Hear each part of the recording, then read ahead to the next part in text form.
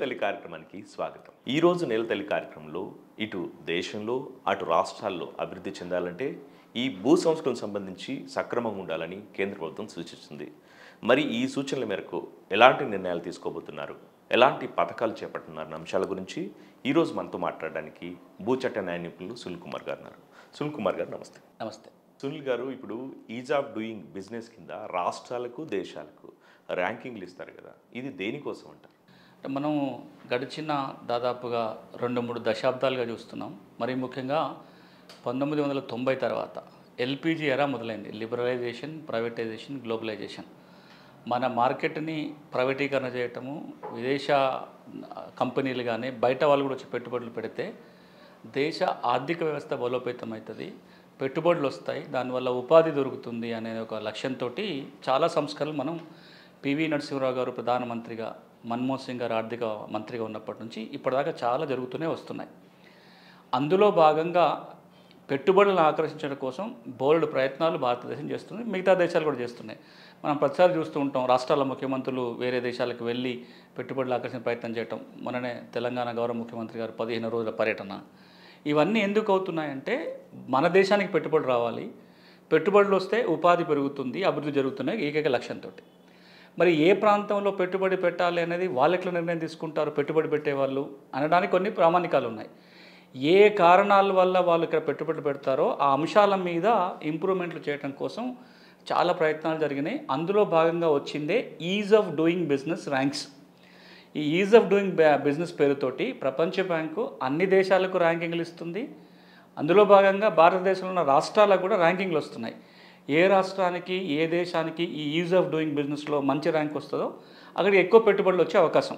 నేను ఎక్కడైనా ఒక కంపెనీగా, ఒక విదేశీ సంస్థగానో స్వదేశీ సంస్థగానో ఎక్కడ పెట్టుబడులు పెట్టాలి అనే నిర్ణయం తీసుకునే ముందు ప్రధాన క్రైటీరియా ఏమవుతుందంటే ఈజ్ ఆఫ్ డూయింగ్ బిజినెస్లో ఎక్కడ ఉన్నామని, పరిపాలన ఏ విధంగా ఉంది, లేకపోతే అక్కడ భూమి హక్కులు ఏ విధంగా ఉన్నాయి, రకరకాల అంశాలు చూస్తారు.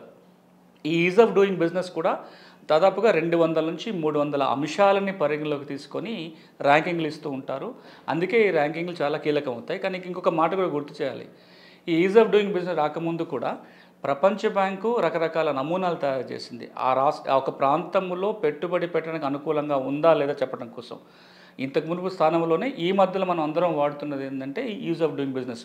మీకు గుర్తుంటే తెలంగాణ, ఆంధ్రప్రదేశ్ 2 రాష్ట్రాలకు ఏర్పడిన తర్వాత కూడా పెద్ద ఎత్తున మొదటి ర్యాంక్ కోసం జరిగింది. కొన్నిసార్లు ఆంధ్రప్రదేశ్ మొదటి ర్యాంకులో ఉంది, తెలంగాణ ఉంది, గుజరాత్, ఈ రాష్ట్రాలన్నీ కూడా ముందంజలో ఉండడానికి ప్రయత్నం చేసినాయి. ఈ ఈజ్ ఆఫ్ డూయింగ్ బిజినెస్లో ముందున్న చోట పెట్టుబడులు ఎక్కువ వచ్చే అవకాశం, అందుకోసమే ఈ ర్యాంకింగ్లు. పెట్టుబడులను ఆకర్షించడానికి కేంద్ర ప్రభుత్వం సూచిస్తున్న సంస్కరణలు ఏంటి, వీటిలో భూమికి సంబంధించిన అంశాలు ఏమున్నాయి? ఇది చాలా ప్రధానం కూడా. ఎందుకంటే ప్రతి సంవత్సరం, మరి ముఖ్యంగా గడిచిన 10-12 సంవత్సరాలుగా ప్రతి సంవత్సరం కొన్ని మార్గదర్శకాలు కేంద్ర ప్రభుత్వం ఇస్తుంది. పెట్టుబడులను ఆకర్షించడం కోసం కేంద్ర ప్రభుత్వం వివిధ శాఖలు ఏం చేయాలి, యూనియన్ టెరిటరీస్ కానీ రాష్ట్ర ప్రభుత్వాలు ఏం చేయాలనేది సూచనలు ఇస్తూ ఉంటుంది. ఈ సంవత్సరానికి కానీ 2024 మార్గదర్శకాలు కూడా కేంద్ర ప్రభుత్వం జారీ చేసింది. అందులో దాదాపుగా 300 పైగా సలహాలు, సూచనలు, గైడ్లైన్స్ ఉన్నాయి. దాంట్లో 287 సూచనలు రాష్ట్ర ప్రభుత్వాలకి, కేంద్రపాలిత ప్రాంతాలకి కేంద్ర ప్రభుత్వం ఇచ్చింది. అందులో ఒక 15 అంశాలు భూమికి సంబంధించి ఉన్నాయి. ఇంకొక పేరుకు 15 ఉండొచ్చు, కానీ ఈజ్ ఆఫ్ డూయింగ్ బిజినెస్లో భూమే చాలా కీలకం. మీరు ఎక్కడన్నా పెట్టుబడి పెట్టాలంటే 3-4 ముఖ్యంగా చూసుకుంటారు. అక్కడ భూమి అందుబాటులో ఉందా లేదా, ఎంత ధరకు దొరుకుతుంది, తక్కువకు వస్తుందా లేదా, భూమి హక్కుల చిక్కులు ఏమైనా ఉంటాయా, డిస్ప్యూట్ వస్తే ఎట్లా అనేది భూమికి సంబంధించి వెతుక్కుంటారు. రెండోది లేబర్ అవైలబిలిటీ, అంటే అక్కడ మానవ వనరులు ఏ విధంగా ఉన్నాయి అనేది రెండోది. మూడోది మిగతా అంశాలన్నీ థర్డ్ కిందే వస్తుంది. ఇప్పుడు మనం పెట్టుబడుల ముందు ఏం మాట్లాడుకున్నాం, భూమే మాట్లాడుతున్నాం. కాబట్టి కేంద్రం ఇచ్చే మార్గదర్శకాలలో కేవలం 15 భూమికి సంబంధించి ఉన్నా సరే ఇవి చాలా కీలకమైన ఉన్నాయి. ఏ రాష్ట్రం అయితే భూమికి సంబంధించి ఏదైతే సంస్కరణలు కేంద్రం చెప్తుందో అవి చేసిన రాష్ట్రాలు ఈజ్ ఆఫ్ డూయింగ్ బిజినెస్లో చాలా ముందుంటాయి. మీరు గమనించి చూడండి, మీరు రాష్ట్రాల విషయం చూస్తే ఏ రాష్ట్రానికి మొదటి 5 ర్యాంకులలో ఉంటే అక్కడ భూ పరిపాలనకు సంబంధించి చాలా కీలకమైన డెవలప్మెంట్ జరిగి ఉంటాయి. అంతర్జాతీయ ర్యాంకింగ్లు కూడా మీరు చూస్తే ఏ దేశాలకైతే టాప్ ర్యాంకులు వచ్చినాయో అక్కడ భూ పరిపాలన సంబంధించిన సంస్కరణలు చాలా బలంగా జరిగి ఉంటాయి. కాబట్టి ఈ 15 రకాలు ఉన్నాయి. ఈ 15 అంశాల మీద రాష్ట్రాలు ఏం చేయాలో కేంద్రం చెప్తూ వస్తుంది. ఇటీవల కేంద్ర ప్రభుత్వం పెట్టుబడులను ఆకర్షించడానికి తీసుకోవాల్సిన చర్యల్లో భాగంగా రాష్ట్ర ప్రభుత్వాలకు ఇచ్చిన సూచనలు ఏమున్నాయి, ఇందులో భూమికి సంబంధించిన అంశాలు ఏమున్నాయి? అంటే ఇప్పుడు మనం ఇప్పుడు కూడా నెలతల్లి కార్యక్రమంలో భూమికి సంబంధించిన అంశాలు మాట్లాడుతున్నాం కాబట్టి దీని మీద కూడా ప్రధానంగా దృష్టి పెట్టాలి. ఎందుకంటే కేంద్రం ఏదైతే రాష్ట్రాలకు సూచన ఇస్తుందో ఇది కేవలం పెట్టుబడులకు సంబంధించి వ్యాపారానికి సంబంధించి కాదు. ఈ సంస్కరణలు తేవటం వల్ల మిగతా అన్నిటి మీద కూడా ప్రభావం ఉంటుంది. ఏ సంస్కరణలు అయితే భూమికి సంబంధించి కేంద్రం చేయాలని చెప్తుందో దానివల్ల ప్రతి భూ యజమానికి కొంత మంచి చెల్లు కూడా ఉంటాయి. ఈ 15 సంస్కరణలు ఏమున్నాయో మనం ఒక్కొక్కటి కొంచెం కీలకంగా చూడాలి. ఇందులో 3 ప్రధానమైన కేటగిరీలు ఉన్నాయి. ఒకటి భూముల రిజిస్ట్రేషన్కి సంబంధించి, 2 భూమి రికార్డులకు సంబంధించి, హక్కుల రికార్డు, రెవెన్యూ ఆ పరిపాలనకు సంబంధించి, 3 పన్ను వసూలు రిజిస్ట్రేషన్లకు సంబంధించిన అంశం. అంటే రిజిస్ట్రేషన్ ఫీజు కానీ, స్టాంప్ డ్యూటీ కానీ, ఇంటి పన్ను, ఆస్తి పన్నులకు సంబంధించిన 3వ అంశం. అంటే పన్నులు ఒకటి, రెవెన్యూ రికార్డు ఒకటి, రిజిస్ట్రేషన్ వ్యవస్థ ఒకటి. మనం ఈ 3 సంబంధించి కేంద్రం ఏం చెప్తుందో మాట్లాడే ముందు అసలు పెట్టుబడి పెట్టే వాళ్ళు భూములకు సంబంధించి ప్రధానంగా ఏం కోరుకుంటారో చూడాలి. దానికి సంబంధించి ప్రపంచ బ్యాంకు భూములకు సంబంధించి ఒక ప్రత్యేకమైన క్రైటీరియా తయారు చేస్తుంది. దాన్నే ల్యాండ్ గవర్నెన్స్ అసెస్మెంట్ ఫ్రేమ్వర్క్ అంటారు, ఎల్గ్యాఫ్ అంటారు. ఈ ఎల్గ్యాఫ్ ద్వారా ఒక ప్రాంతంలో భూపరిపాలన ఏ విధంగా ఉంటుందో మదింపు చేస్తారు. భారతదేశంలో కూడా ఒక పైలట్ కార్యక్రమం కింద తెలంగాణ రాష్ట్రంకి ఏర్పడకముందు ఉమ్మడి రాష్ట్రంగా ఉన్నప్పుడు ఆంధ్రప్రదేశ్తో పాటుగా ఒక 6 రాష్ట్రాలలో అట్లాంటి మదింపు జరిగింది. ఒక రిపోర్ట్ కూడా వచ్చింది. అందులో కొన్ని క్రైటీరియా ఉంటుంది. ఈ క్రైటీరియాలే ప్రధానం పెట్టుబడులు పెట్టే వాళ్ళకి. ఏమున్నాయి మనం ఒకసారి పరిశీలించి చూడాలి. ఎందుకంటే కేంద్రం చెప్పినా, అటు అంతర్జాతీయ సంస్థలు చెప్పినా, ఇంకెవరు చెప్పినా, ప్రైవేట్ కంపెనీలు చెప్పినా వీటికి సంబంధించిన సంస్కరణలే కోరుకుంటారు. అందులో మొట్టమొదటిది ప్రధానమైనది భూమి కనుక కొనుగోలు చేసిన భూమి హక్కులు వస్తే రిజిస్ట్రేషను, మ్యూటేషను ఎంత తొందరగా జరుగుతుంది. ఒక 4-5 సంవత్సరాల కింద గణాంకాల ప్రకారం చూస్తే భారతదేశంలో ఎవరైనా, అది కంపెనీ కావచ్చు, మీరు లాంటి వ్యక్తులు కూడా కావచ్చు, భూమి కొనుగోలు చేసి రిజిస్ట్రేషన్ చేయించుకున్నప్పటి నుంచి రికార్డులో మన పేరు మారేంత వరకు ఎంత సమయం పడుతుందో నా లెక్క కడితే 56 వారాలు పడుతుందో వెళ్ళిందంటే. 56 వారాలు అంటే సంవత్సరానికి పైగా. దాన్ని తగ్గించుకోవడం ఎంత తక్కువలో జరిగిపోతే అంత బెటర్. అసలు వాళ్ళు కోరుకునేది ఏంటి? హక్కులు మారంగా అంటే కొనుగోలు చేయగానే రికార్డులు మారిపోవాలి, ఆటోమేటిక్ మ్యూటేషన్ జరగాలి అనేది కోరుకుంటారు. ఇది మొదటిది. రెండవది భూమి రికార్డులు అందుబాటులో ఉన్నాయా లేదా, గడిచిన 20 సంవత్సరాల రిజిస్ట్రేషన్ రికార్డు, భూమి హక్కుల రికార్డు స్పష్టంగా అందరికీ అందుబాటులో ఉందా లేదా అనేది ఒక క్రైటీరియా. ఇక 3వ క్రైటీరియా ఏంటంటే ఏదైనా భూమి వివాదం ఏర్పడినప్పుడు ఎంతకాలం పడుతుంది పరిష్కారం చేయడానికి, ఎంత ఖర్చు పడుతుంది, ఎంత ఖర్చు అవుతుంది, ఎలాంటి యంత్రాంగం ఉంది అనేది 3వ అంశం. ఇక 4వ అంశం ఏంటంటే పన్నులో ఎట్లా ఉన్నాయి, భూమి పన్ను కానీ, ఆస్తి పన్ను కానీ కట్టాల్సి వచ్చినప్పుడు సులభంగా అవకాశం ఉందా, ఎట్లాంటి ప్రాసెస్ ఉంది. ఈ 4టిని బేరీజ్ చేసుకొని చూస్తాం. ఇవి ఎంత ఈజీగా చేయగలిగితే పెట్టుబడులు ఆకర్షించడానికి అంత సులభం అవుతుంది. దీన్ని దృష్టిలో పెట్టుకొని 2024 కేంద్ర ప్రభుత్వ మార్గదర్శకాలలో ఏవైతే 15 అంశాలు భూమికి సంబంధించి ఉన్నాయో వీటి చుట్టే ఉన్నాయి. ఏం చెప్తుంది సారాంశంగా మనం చూస్తే, నంబర్ 1, భూముల రిజిస్ట్రేషన్ జరిగేటప్పుడు ఏదైతే రిజిస్ట్రేషన్ కార్యక్రమం ఉంటుందో ఫీజు ఎంత, ఎప్పుడు రిజిస్ట్రేషన్ జరుగుతుంది, ఈ వివరాలన్నీ వెబ్సైట్లో అందుబాటులో ఉండాలి, ట్రాన్స్పరెంట్గా జరగాలి. నంబర్ 1. రెండవది రిజిస్ట్రేషను జరిగిన వెంటనే రికార్డులో మార్పు చేర్పులు జరిగిపోవాలి. మూడోది గడిచిన 20 సంవత్సరాల లావాదేవీలకు సంబంధించిన రికార్డు వెబ్సైట్లో అందరికీ అందుబాటులో ఉండాలి అని చెప్తున్నారు. ఇప్పుడు మనం తెలంగాణ, ఆంధ్రప్రదేశ్ విషయాలు తీసుకుందాం.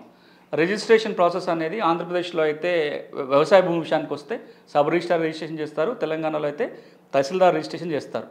తెలంగాణలో మ్యూటేషన్ కూడా తహసీల్దారే చేస్తారు, ఆటోమేటిక్ అయిపోయింది. అంటే మీరు ఈ రోజున తెలంగాణలో భూమి కొంటే రిజిస్ట్రేషను, మ్యూటేషన్ ఒకసారి అయిపోతుంది, అర్ధగంటల కార్యక్రమం. ఆంధ్రప్రదేశ్లో అయితే కనుక 30 రోజులు 40 రోజులు పడుతుంది.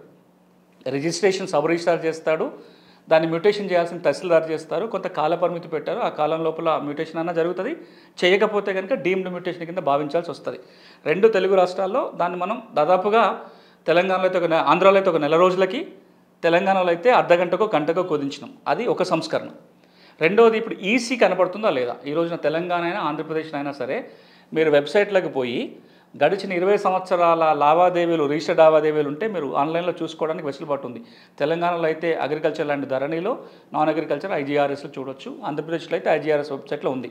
ఇప్పుడు కేంద్ర ప్రభుత్వం కూడా ఏమంటుందంటే ఈ రెండింటిని చాలా పారదర్శకంగా నిర్వహించాలి, ఇంకా వీలైనంత తక్కువ సమయంలో చేయాలంటుంది. చాలా రాష్ట్రాలు ఇంత ఫాస్ట్ కూడా జరగదు. ఇది ఒక సంస్కరణ. ఇక రెండో సంస్కరణ ఏంటంటే ఆర్ఓఆర్ రికార్డ్ ఏదైతే ఉందో, ఇప్పుడు తెలంగాణలో పెద్ద ఎత్తున మళ్ళీ చర్చకు వచ్చింది, కొత్త ముసాయిదా కొత్త చట్టం చేయబోతున్న సందర్భంలో కేంద్రం ఆదేశాలు ఏంటంటే 2 అంశాలు. హక్కుల రికార్డు ఏదైతే రెవెన్యూ శాఖ నిర్వహిస్తుందో పారదర్శకంగా ఉండాలి, ఎప్పటికప్పుడు అప్డేట్ జరగాలి, పబ్లిక్ డొమైన్లో అందుబాటులో ఉంచాలి. ఇప్పుడు మనం తెలంగాణ ఆర్ఓఆర్ అంటే ధరణిలో చూడొచ్చు, ఆంధ్రప్రదేశ్ ఆర్ఓఆర్ అంటే 1B రికార్డు, అది కూడా వెబ్సైట్లో అందుబాటులో ఉంది. దాంతోపాటుగా గడిచిన 20 సంవత్సరాలుగా ఆర్ఓఆర్లో ఎట్లాంటి మార్పు చేర్పు జరిగిన హిస్టరీ కూడా ఉంచాలి అంటున్నారు. ఇది ఇప్పుడు మనకు లేదు. ఇప్పుడు మీరు తెలంగాణ కానీ ఆంధ్రప్రదేశ్ కానీ ఈ రోజున హక్కుల రికార్డులో ఎవరి పేరు ఉందో చూడగలుగుతారు తప్ప గడిచిన 20 ఏళ్ళలో ఎవరెవరి చేతులు మార్కుందో మీరు చూడడానికి అవకాశం లేదు. ఆర్ఓఆర్లో ఈసీలో మీరు ట్రాన్సాక్షన్ అయితే కనబడుతుంది, కానీ ఆర్ఓఆర్లో మ్యూటేషన్ రికార్డ్ అంతా అందుబాటులో లేదు. ఇప్పుడు అది చేయాల్సి వస్తుంది. తెలంగాణ ప్రభుత్వం కానీ ఆంధ్రప్రదేశ్ ప్రభుత్వం కానీ ఆర్ఓఆర్ రికార్డులో ఏవైతే మార్పు చేర్పులు ఉన్నాయో అవి కూడా అందరికీ అందుబాటులో చూపించాలి. అట్లా చూపిస్తే చాలా ఫ్రాడ్ కూడా తగ్గిపోతుంది. ఇప్పుడు మనం తెలంగాణలో చాలామంది వింటున్న సమస్యలు, నిన్నటిదాకా నా పేరుంది, ఈరోజు నా పేరు మాయమైపోయి శరత్ పేరు వచ్చింది. ఎట్లొచ్చిందో తెలుసుకుందామంటే ఆన్లైన్లో ట్రేసెస్ ఏమి ఉండవు, మీ పేరు కనపడుతుంటుంది అంతే తప్ప నా పేరు తొలగించి మీ పేరు ఎట్లొచ్చిందో రికార్డులో లేదు. ఇప్పుడు ఆ మార్పు చేయాల్సి వస్తుంది. ఇది రెండో మార్పు. ఇక మూడో మార్పు ఏంటంటే పన్ను వసూలుకు సంబంధించి, ఎట్లాగూ వ్యవసాయానికి వ్యవసాయ భూమి పన్ను ఏది లేదు, కానీ హౌస్ ట్యాక్స్ కానీ మిగతా ఏవైతే ఉన్నాయో, లేకపోతే రిజిస్ట్రేషన్ ఫీజు విషయం కానీ స్టాంప్ డ్యూటీలు కానీ దేనికి ఎంత ఫీజు అనేది వెబ్సైట్లో ఉండాలి అనేది ఉంది. అది ఆల్రెడీ ఇక్కడ మనం చేయగలిగాం. ఇక నాలుగో ప్రధాన అంశం దీంట్లో ఉన్నది ఏంటంటే భూ వివాదాలకు సంబంధించి కేంద్ర మార్గదర్శకాలు ఏంటంటే ఏ భూమిపై ఏ వివాదము ఎక్కడ పెండింగ్లో ఉందో వెబ్సైట్లో అందరికీ అందుబాటులో ఉంచాలి అని అన్నారు. ఆంధ్రప్రదేశ్ తెలంగాణకు సంబంధించి విడివిడిగా రెవెన్యూ కోర్టు కేసుల కోసం ఒక వెబ్ పోర్టల్ ఉంది. ఆంధ్రప్రదేశ్లో అది అప్డేట్ కాకపోయినా మీరు కనీసం ఏ గ్రామంలో ఏ సర్వే నెంబర్ మీద ఏ రెవెన్యూ కోర్టులో ఏ కేసు ఉందో మనం చూడొచ్చు. కానీ తెలంగాణలో ఇప్పుడు అవకాశం లేదు, ఆ వెబ్ పోర్టల్ మెయింటెనెన్సే సరిగా జరగట్లా. ఆంధ్రప్రదేశ్ కూడా అప్డేట్ జరగాలి. కేంద్రం ఆదేశాలు ఏంటంటే, మార్గదర్శకాలు ఏంటంటే ఈజ్ ఆఫ్ డూయింగ్ బిజినెస్లో మీరు మంచి ర్యాంకు రావాలి అంటే ఒక క్రైటీరియా భూ వివాదాలు ఏవి ఉన్నాయో అది ఆన్లైన్లో కనపడాలి, ఎప్పటికప్పుడు అప్డేట్ కావాలి, ఏ స్టేజ్లో ఉన్నాయి, ఏ కోర్టులో ఉన్నాయి, ఎంతకాలం పడుతుంది, అవన్నీ వివరాలు కూడా వెబ్సైట్లో తేవాల్సిన బాధ్యత ఇప్పుడు 2 రాష్ట్రాల మీద వస్తుంది.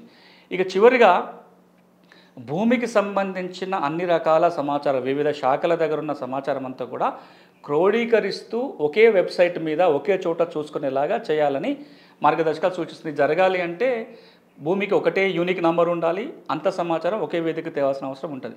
ఇప్పుడు మనం ఇది పెట్టుబడులు పెట్టడం కోసం ఏం చేయాలో చెప్తున్నా, ఆలోచించుద్దాం. ఇవే సంస్కరణలు రైతు కోణం మీరు ఆలోచించండి. రైతుకైనా ఇవే కావాలి. ఇప్పుడు రైతుకైనా పెట్టుబడి పెట్టేటోడికైనా ఇప్పుడు ఏ సంస్కరణలు అయితే ఇందులో భాగంగా చేయమని చెప్తున్నామో ఆ సంస్కరణలన్నీ కూడా రైతుకు ఉపయోగపడతాయి. సో మీరు పెట్టుబడులు ఆకర్షించడానికి చేసినా ఇంకా దేనికోసం చేసినా ఇవి రైతుకు ఉపయోగపడేవి కాబట్టి ఇవి రైతు అడిగితేనేమో కొంత ఆలస్యం అవుతుందో తెలియదు, కానీ పెట్టుబడులు పెట్టడానికి కావాల్సిన సంస్కరణలు అయితే ప్రభుత్వం తొందరగా చేయాల్సిన అవసరం వస్తుంది కదా. అందుకే మనం వీటి మీద కొంత పెద్ద ఎత్తున చర్చ జరగాలి. ఇందులో భాగంగానైనా ఇప్పుడు మనం పేర్కొన్న సంస్కరణలు వచ్చినట్లయితే తెలంగాణలో ఆంధ్రప్రదేశ్లో రైతాంగానికి కొంత మరింత మేలు జరగడానికి అవకాశం ఉంటుంది. ఈ సూచనలు పూర్తిగా అమలైతే ఆర్ఓఆర్ రికార్డుల వ్యవస్థలో ఎలాంటి మార్పులు వచ్చే అవకాశం ఉందంటారు? ఆర్ఓఆర్ ఇప్పుడు మీకు అంతే కొంచెం మనం దీన్ని డీటెయిల్గా వెళ్దాం. నేను ఒకసారి దీంట్లో కూడా మీకు చెప్తాను. ఎందుకంటే ఆర్ఓఆర్ల మార్పు చేర్పులు అనేది ప్రతి రైతుకు వ్యవసాయం ఉన్న ప్రతి వాళ్ళకు ఉపయోగపడేది. ఇప్పుడు మీరు ఏదైతే ఇక్కడ మీరు స్క్రీన్ మీద చూస్తున్నారో ఇవి కేంద్ర ప్రభుత్వం 2024 సంవత్సరం కోసం ఇచ్చిన మార్గదర్శకాలు. అందులో 344 సంస్కరణలు సూచించింది కేంద్రం. దాంట్లో 287 సంస్కరణలు రాష్ట్ర ప్రభుత్వాలు చేయాల్సిన వాటి. ఈ 287లో 15 సంస్కరణలు భూమికి సంబంధించిన అంశాలు. 80వ రిఫార్మ్ నుంచి 94 వరకు కూడా ఈ 15 రిఫార్మ్స్ ల్యాండ్కి సంబంధించి. ఇందులో ఇప్పుడు మీరు అడిగిన ప్రశ్న ఏదైతే ఆర్ఓఆర్కి సంబంధించి ఉంటుందో అందులో 2 సూచనలు చేసింది ఆర్ఓఆర్కి సంబంధించి. ఒకటి, ఆర్ఓఆర్ డిజిటల్ రికార్డు ఉండాలి, అంటే కంప్యూటర్లోనే ఉండాలి, కంప్యూటర్లోనే మార్పు చేర్పులు జరగాలి. 2, ఈ ఆర్ఓఆర్లో ఇప్పుడున్న ఓనర్ పేరుతో పాటుగా గడిచిన 20 సంవత్సరాల చరిత్ర కూడా దీంట్లో ఉంచాలి అని చెప్తున్నారు. మనం ఇంతకుముందు ఏం జరిగేది, ఇప్పుడు ఆర్ఓఆర్ పాత చట్టం కింద తీసుకుంటే తెలంగాణ విషయం మాట్లాడుకుందాం, తర్వాత ఆంధ్రప్రదేశ్ విషయం మాట్లాడుకుందాం. తెలంగాణ విషయానికి వస్తే 2020లో కొత్త ఆర్ఓఆర్ చట్టం వచ్చింది. దాని కిందనే ఈ రోజున ధరణి నిర్వహణ జరుగుతుంది. ధరణినే ఆర్ఓఆర్ రికార్డు. ఈ రోజున తెలంగాణలో ఏ భూమికైనా ఇప్పుడు యజమాని ఎవరో చూడటానికి సాధ్యమవుతుంది. మీరు ధరణి ఓపెన్ చేస్తే మీరు చూసుకోవచ్చు, నేను చూసుకోవచ్చు. అందులో ఆ రికార్డులో పేరు ఇప్పుడు ఓనర్ పేరు కనపడుతుంది. కానీ మనం 2024లో ఉన్నాం. నేను 2004 నుంచి 2024 వరకు ఆ భూమి యాజమాన్య హక్కులు ఎవరెవరికి మారినాయనే చరిత్ర లేదు ధరణిలో. 20 చరిత్ర కాదు, మీకంటే ముందు యజమాని ఎవరో కూడా మీరు చూడలేరు. ఇప్పుడు ఈ మార్గదర్శకాలను కనుక అమలు చేస్తే ఏం జరుగుతుంది అంటే గడిచిన 20 సంవత్సరాల ఆరు మ్యూటేషన్ చరిత్ర కూడా అందులో నిక్షిప్తం చేయాల్సి వస్తుంది. నేను వెళ్ళి చూసుకోవడానికి అవకాశం ఉండాలి. అది దాంతోపాటుగా ఎవరెవరికి మారినా దానికి లింక్ డాక్యుమెంట్ కూడా మ్యూటేషన్ ఆర్డర్ ఉంటుంది కదా. ఇప్పుడు నా సునీల్ పేరు తీసేసి శరత్ పేరు రికార్డులో మ్యూటేషన్ చేస్తారు. మ్యూటేషన్ చేసినప్పుడు ఆర్డర్ కూడా ఉండాలి. ఆ మ్యూటేషన్ ఆర్డర్ని కూడా ఇందులో ఆర్ఓఆర్ వెబ్సైట్లో ఉంచాల్సిన అవసరం ఏర్పడుతుంది. ఇప్పుడు ఆంధ్రప్రదేశ్ విషయానికి వద్దాం. ఆంధ్రప్రదేశ్లో ఇప్పటికీ 71లో చేసిన ఆర్ఓఆర్ చట్టమే ఇంకా అమలు జరుగుతుంది. అక్కడ మ్యూటేషన్ ఎవరు చేస్తున్నారు? తహసీల్దార్ మ్యూటేషన్ చేస్తాడు. తిరస్కరించేదానికి చేసేది ఆర్డీఓ మాత్రమే తిరస్కరించగలుగుతారు ఒక రిఫ్యూజల్ చేయాలంటే. దేనికైనా ఆర్డర్ ఉండాలి. ఆంధ్రప్రదేశ్లో కూడా ఇప్పుడు మీ భూమి పోర్టల్కి మీరు వెళ్ళి చూస్తే ఆర్ఓఆర్ 1B ఉంటుంది. అక్కడ 1Bలో ఇప్పుడు ఓనర్ ఎవరో చూపిస్తారు, కానీ గత 10 ఏళ్ల కిందనో 15 ఏళ్ల కింద ఒక 20 ఏళ్ల కింద ఓనర్ ఎవరు ఉంటే మీకు అందులో దొరకదు. మీరు అప్పుడు ఏం చేయాల్సి వస్తుంది?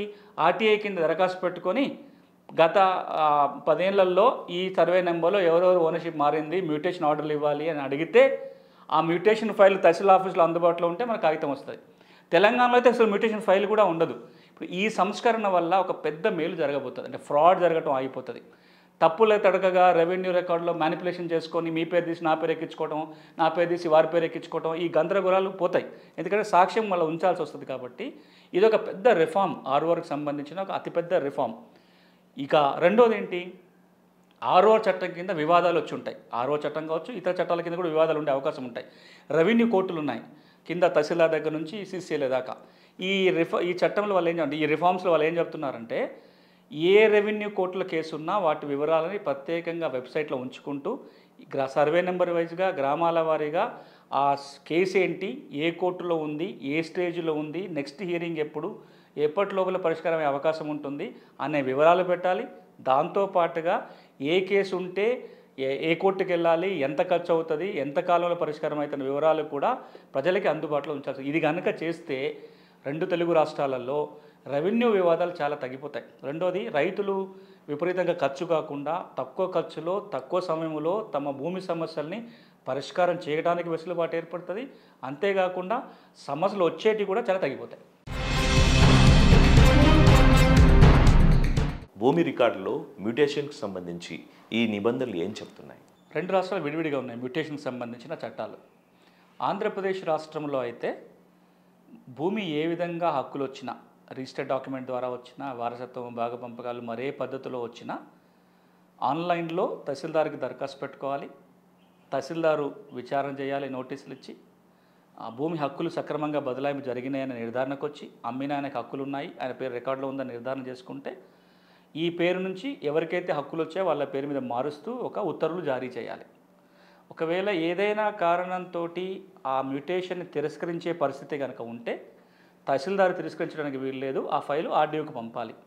ఆర్డీఓ స్థాయిలో దాన్ని ఆమోదించాలా తిరస్కరించాలనే నిర్ణయం ఆర్డీఓ స్థాయిలో తీసుకుంటారు.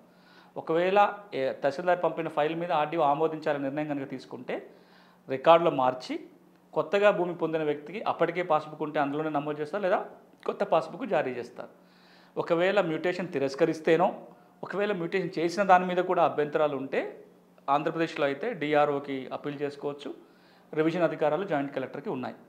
తెలంగాణ విషయానికి వచ్చినట్లయితే భూమి కొనుగోలు చేసినప్పుడు రిజిస్టర్ డాక్యుమెంట్ ద్వారా కొనుగోలు చేయటమో లేదా ఎక్స్చేంజ్ చేసుకుంటే కనుక రిజిస్ట్రేషను, మ్యూటేషను ఒకే సమయంలో ఒకే చోట తహసీల్దారే చేస్తున్నారు 2020 చట్టం కింద. ఇతర మార్గాల ద్వారా భూమి వస్తే, వారసత్వం కానీ, భాగపంపకాలు కానీ, లేదా వీలునామా ద్వారా కానీ, కోర్టు కేసు ద్వారా వస్తే తహసీల్దార్ దగ్గరికి జాయింట్ స్టేట్మెంట్ ద్వారానో కోర్టు ఆర్డర్ కాపీ ద్వారా వెళ్తే ఆటోమేటిక్గా మ్యూటేషన్ చేస్తారు. అంటే విచారణ ఏమీ లేదు తెలంగాణలో.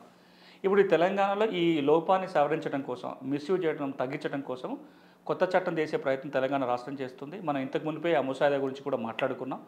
తెలంగాణ రాష్ట్రం తేబోతున్న చట్టంలో ఏముంది అంటే మ్యూటేషన్ చేసే ముందు విచారణ చేయాలి అని చెప్పి నియమం ఉంది. లక్ష్యం ఏంటంటే ఇప్పుడు ఆంధ్రప్రదేశ్లో అయినా తెలంగాణలో అయినా ఎవరికైతే హక్కులు వస్తాయో వాళ్ళ పేరు రికార్డుకి ఎక్కాలి, ఎంత వీలైతే అంత తొందరగా రికార్డుకి ఎక్కాలనేది లక్ష్యం. కేంద్రం సూచించిన సంస్కరణ కూడా ఏం చెప్తుంది అంటే హక్కులు రావడానికి, రికార్డుకి ఎక్కడానికి మధ్యలో సమయం ఎక్కువ ఉండకూడదు అని, ఎంత వీలైతే అంత ఫాస్ట్గా చేయాలి. ఇంత మునుపు తెలంగాణలో ఆంధ్రప్రదేశ్లో 89-90 వరకు పరిస్థితి ఏముండేది, సంవత్సరానికి ఒక్కసారి జమాబందీ జరిగినప్పుడే రికార్డ్ అప్డేషన్ అయ్యేది, అంటే సంవత్సరం పట్టేది మనకు హక్కులు వచ్చినాక రికార్డుల మ్యూటేషన్ జరగడానికి. దాని కాస్త డిజిటలైజేషన్ అయిపోయి డిజిటల్ రికార్డ్ వచ్చిన తర్వాత ఆటోమేటిక్ మ్యూటేషను, స్పాంటేనియస్ మ్యూటేషన్లు వచ్చేసినాయి. ఏ సెకండ్ కాసే ఏ క్షణంగా ఆ క్షణం జమాబందీ అయిపోతుంది అనే వ్యవస్థ వచ్చినా సరే ఈరోజు కూడా చాలా సందర్భాలలో మ్యూటేషన్ చేసుకునే అవకాశాలు లేకుండా పోతున్నాయి. మ్యూటేషన్ చేసినప్పుడు కూడా చాలా సమయాలు పడుతున్నాయి, వివాదాలు వస్తున్నాయి. కేంద్ర మార్గదర్శకాలు కనుక పూర్తిగా అమలు చేసినట్లయితే మ్యూటేషన్లు తప్పులు జరగకుండా ఉంటాయి, ఇంకా తక్కువ సమయంలో మ్యూటేషన్ చేయడానికి అవకాశం ఉంటుంది, వివాదాల పరిష్కారం కూడా సత్వరంగా చేయడానికి అవకాశం ఉంటుంది. ఇప్పుడు ఇచ్చిన 15 సూచనల్లో ఈ సంవత్సరం అమలు చేయాల్సిన సూచనలు అప్పటికే 8 నెలలు గడిచిపోయింది, ఇంకో 4 నెలల సమయం ఉంది. ఈ 4 నెలల్లో వీళ్ళు ఎంత బాగా చేయగలిగితే ఈజ్ ఆఫ్ డూయింగ్ బిజినెస్లో ఒక ర్యాంకింగ్ అంత పైకి ఎగబాగడానికి ఛాన్స్ ఉంటుంది. భూ వివాదాల పరిష్కారానికి సంబంధించి ఎలాంటి సంస్కరణలు చేయాలని కేంద్ర ప్రభుత్వం చెబుతుంది? ఇప్పుడు భూ వివాదాలు కనుక ఏర్పడితే ఒక పెద్ద గందరగోళం ఉంది మన 2 రాష్ట్రాల్లో కూడా. భూమికి సంబంధించి ఏ సమస్య వస్తే ఎక్కడికి పోవాలి, ఏ విధంగా పోవాలి, ఆ సమస్యను ఎంతకాలంలో పరిష్కరిస్తారు అనేది ఎక్కడన్నా ఉందా? 2 రాష్ట్రాల్లో కలిపితే దాదాపు 250-300 భూమి చట్టాలు ఉన్నాయి. తెలంగాణలో ఒక 120 ఉన్నాయి, ఆంధ్రప్రదేశ్లో 190-196 చట్టాలు ఉన్నాయి. ఎంత గందరగోళం అంటే ఇప్పుడు నేను చెప్పిన సమస్యలు ఉన్నాయి. ఈ సమస్య రెవెన్యూ అధికారి దగ్గరికి పోవాలా, కోర్టుకు పోవాలని ఒక గందరగోళం నెలకొని ఉన్న సందర్భంలో ఇక్కడ ఈ సంస్కరణలు కనుక అమలు జరిగితే అందులో వాళ్ళు ప్రధానంగా చూసిన సూచన ఏంటంటే ఎంత కాలంలో పరిష్కరిస్తారు, ఎవరు పరిష్కరిస్తారు, ఎంత ఖర్చు అవుతుంది అనే వివరాలు ప్రజలకు అందుబాటులో వెబ్సైట్లోనే ఉంచాల్సి వస్తుంది. అది కనుక చేస్తే చాలా వాటికి స్పష్టత వస్తుంది కదా. ఏ రోగం వస్తే ఏ డాక్టర్ దగ్గరికి పోవాలి, ఎంత ఫీజు వసూలు చేయాలనే చార్ట్ ఉంటే ఎంత సులభంగా ఉంటుందో భూమి సమస్యకు సంబంధించి కూడా పలానా సమస్య పలానా చోటకు పోవాలి, ఇంత కాలంలో పరిష్కారం అవుతుంది, ఇంత ఫీజు దీనికి ఉంటుంది అనేది కనుక చట్టంలోనో లేకపోతే ఎక్కడన్నా పబ్లిక్ డిస్ప్లేలో పెడితే చాలా తిరుగుతుంది. దీనికే నేను మాటికి మనం ఒక ప్రస్తావన చేస్తూ ఉంటాను, 2 రాష్ట్రాల ప్రస్తావన, బీహారు, ఉత్తరప్రదేశ్. బీహార్ రాష్ట్రము 2012లోనే ఒక చట్టం తీసుకొచ్చి భూ వివాదాల పరిష్కార చట్టం పేరుతోటి ఏ సమస్య వస్తే ఎక్కడ దరఖాస్తు పెట్టుకోవాలి, ఏ విధంగా దరఖాస్తు పెట్టుకోవాలి, వాళ్ళు దాన్ని ఎంత కాలంలో పరిష్కరించాలి అనే డీటెయిల్స్ చట్టంలో చేసేసారు. అంతకంటే ఎక్కువ కాలం పట్టడానికి వీల్లేదు. ఒకవేళ ఆ సంబంధిత అధికారి కనుక నిర్దేశించిన కాలం కంటే ఎక్కువ కాలం ఆ సమస్యను పెండింగ్లో పెట్టుకుంటే కారణాలు చెప్పాల్సి వస్తుంది. కొంత వేగవంతమైంది బీహార్ రాష్ట్రంలో సమస్యల పరిష్కారం. ఉత్తరప్రదేశ్ రాష్ట్రానికి వస్తే అన్ని భూమి చట్టాలు కలిపి సింగిల్ చట్టం చేసుకున్నారు వాళ్ళు, ఉత్తరప్రదేశ్ రెవెన్యూ కోడ్ పేరుతోటి. అందులో ఒక టేబుల్ వేశారు, ఏ సమస్య ఎవరి దగ్గరికి వెళ్ళాలి, ఎంతకాలంలో పరిష్కారం చేయాలి, ఎట్లా వెళ్ళాలనేది కూడా చెప్పారు. ఈ 2 రాష్ట్రాల అనుభవాలు ఏం చెప్తున్నాయంటే కేసులు కొంచెం తత్వరంగా పరిష్కారం కావడానికి దోహదం చేసిందని. ఇక మూడోది ఏంటంటే కేసుల వివరాలు. ఇప్పుడు ఎట్లయితే మరి సివిల్ కోర్టు కేసుల వివరాలు ఉన్నాయనుకోండి, ఈ రోజున ఆంధ్రప్రదేశ్లోనో తెలంగాణలోనో ఎక్కడైనా సివిల్ కోర్టులోనో క్రిమినల్ కోర్టులోనో ఒక కేసు పెండింగ్ ఉంటే కేసు స్టేటస్ తెలుసుకోవడానికి మీరు కోర్టుకు పోవాల్సిన పని లేదు. మీ చేతిలో మొబైల్ ఫోన్ తీసుకొని మీరు కేసు నెంబర్ కొట్టో మీ పేరుతోటో కోర్టు పేరుతో వెళ్తే ఆ కేసు ఈ రోజున ఏ స్టేజ్లో ఉందో చూసుకోవచ్చు. ఇంతకుముందు ఆర్డర్లు వస్తే ఆర్డర్ కాపీలు ఉంటున్నాయి. అదే సంబంధించి రెవెన్యూకి జరగట్లేవు. సపోజ్ మీ కేసు ఆర్డీఓ దగ్గర ఉంది, మీ కేసు జాయింట్ కలెక్టర్ దగ్గర ఉంది, కలెక్టర్ దగ్గర సీసీఎల్ దగ్గర ఉంటే స్టేటస్ చూసుకోవడానికి లేదు. ఈ సంస్కరణల అమల్లో కనుక వస్తే రెవెన్యూ కోర్టుల్లో కూడా ఇట్లా స్టేటస్ మెయింటైన్ చేస్తే ఎవరైతే సమస్యలు ఉన్న వాళ్ళకు ఉందో వాళ్ళకి కొంత ఖర్చు తగ్గడానికి, తొందరగా పరిష్కారం కావడానికి వెసులుబాటు వస్తుంది. పెట్టుబడులను ఆకర్షించడానికి కేంద్రం సూచనలను అమలు చేసినట్లయితే రైతాంగానికి జరిగే మంచి చెడులు ఏమి? మనం ఎప్పుడన్నా రైతులమో మనమో పోయి ప్రభుత్వాన్ని చేయండి అని అడిగితే అంత తొందరగా జరగవు. కానీ అదే పెట్టుబడి పెట్టేవాడు కనుక నాకు ఈ పని చేసి అది జరగాలి, ఈ సర్టిఫికేట్ తొందరగా కావాలి, ఆ క్లియరెన్స్ కావాలి, ఈ క్లియరెన్స్ కావాలంటే ఆగమేఘాల మీద చేస్తుంది ఏ ప్రభుత్వం అయినా. దానికి చాలా కారణాలు ఉంటాయి. ఒక కారణం ఏంటంటే మాకు పెట్టుబడులు వస్తే ఉద్యోగాలు పెరుగుతాయి, మా ప్రజలకి ఉద్యోగాలు దొరుకుతున్న ఉద్దేశం చేయవచ్చు, ఇంకేదైనా కారణం కావచ్చు. అందుకే ఇప్పుడు కూడా మనం రైతులకు భూములకు సంబంధించి ఏం జరగాలంటే కూడా మనం కూడా ఈ భాష మాట్లాడాలి. అందుకోసం దీని మీద మనం ఈరోజు చర్చించుకుంటున్నాం. ఇది రైతు అడుగుతున్నాడు కాకుండా పెట్టుబడిదారు అడుగుతున్నాడు కాబట్టి తప్పకుండా చేస్తారు. కానీ పెట్టుబడిదారుల కోసం చేసిన అందులో కొన్ని రైతుకు మేలు చేసేవి ఉంటాయి. ఏం జరుగుతుంది అంటే నాకు ఈ 15 అంశాలు నేను లోతుగా చూశాను, మిగతా సంస్కరణలు కూడా చూశాను. ఈ 15 సంస్కరణలలో ఒక 4-5 కీలక ఉన్నాయి అమలు జరిగినా సరే 2 రాష్ట్రాలలో రైతాంగానికి పెద్ద మేలు జరుగుతుంది. ఏంటి ఆ మేలు అంటే, ఒకటి ఆరు రికార్డ్ అంతా 20 ఏళ్ల చరిత్ర ఉంటుంది కాబట్టి మ్యూటేషన్ ఫైళ్ళ కోసం రెవెన్యూ కార్యాలయాల చుట్టూ తిరగాల్సిన గత్యంతరం తప్పిపోతుంది. 2, ఏ రెవెన్యూ అధికారి దగ్గర ఏ కేసు ఏ స్థాయిలో ఉందో కంప్యూటర్లోనే పెట్టాలని చెప్తున్నారు కాబట్టి నా కేసు ఎందుకు కావట్లేదు, ఏ స్టేజ్లో ఉంది, ఇంతకాలం ఎందుకు పడుతుంది అని నేను తిరగాల్సిన పని ఉండదు. నేను నా కంప్యూటర్లో చూసుకోగలుగుతా. పై అధికారి కూడా దాన్ని రివ్యూ చేసుకొని ఎందుకు నీ దగ్గర ఇంతకాలం పెండింగ్లో ఉంది అడగడానికి ఒక అవకాశం ఏర్పడుతుంది. ఇది 2వది. ఇక 3వది, భూమికి సంబంధించిన మ్యూటేషన్లని వెంటనే జరగాలి, రిజిస్ట్రేషన్ అయిపోయిన మ్యూటేషన్ జరగాలని నియమం పెడుతుంది కాబట్టి నాకు హక్కులు సంక్రమించిన నా రికార్డు వెంటనే మారడానికి అవకాశం ఉంటుంది. అది డిజిటల్ రికార్డు వస్తుంది. ఇవన్నీ ఇప్పుడు మనం తెలంగాణ ఆంధ్రప్రదేశ్లో మనం కొంత అడ్వాన్స్గా ఉన్నాం కాబట్టి అంత రెవల్యూషనరీగా కనపడకపోవచ్చు. కానీ మీరు మిగతా రాష్ట్రాలు కనుక చూసుకుంటే ఇవి రెవల్యూషనరీ రిఫార్మ్స్. ఆ రాష్ట్రాలలో పెట్టుబడులు పెరగాలంటే 2 రాష్ట్రాల్లో కూడా ఇప్పుడు జరిగిన దానికంటే కొంత ఇంప్రూవ్మెంట్ చేయాల్సిన అవసరం ఎంతైనా ఏర్పడుతుంది. ఈ సంస్కరణలు అమలు జరిగితే భూమి హక్కులకి స్పష్టత వచ్చే అవకాశం ఇంకా పెరుగుతుంది. వివాదాలు తగ్గడానికి, ఉన్న వివాదాలు సత్వర పరిష్కారం కోసం ఈ సంస్కరణలు దోహదం చేస్తాయి. థ్యాంక్ యూ సునీల్ కుమార్ గారు. ఇటు దేశానికి అటు రాష్ట్రానికి అభివృద్ధి చెందేలా ఈ పెట్టుబడులకు సంబంధించిన అంశాలను చాలా స్పష్టంగా చెప్పారు. ఇది వాటి నెల తల్లి కార్యక్రమం. మరి ఎపిసోడ్లో మళ్ళీ కలుద్దాం. నమస్తే.